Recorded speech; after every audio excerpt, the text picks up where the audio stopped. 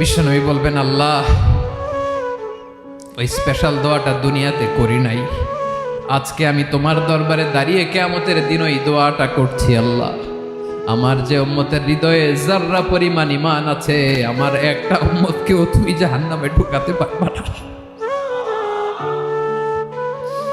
বিশ্বনবী পাগলের মতো একবার হাউজে কাউসারে যাবেন, একবার সিরাতে যাবেন, একবার পুলসিরাতের দিকে, একবার হাউজে কাউসারের দিকে পাগলের মতো দৌড়াতে থাকবেন, তার কোনো গুনাহগার উম্মত যাতে জাহান্নামে ঢুকে না যায়।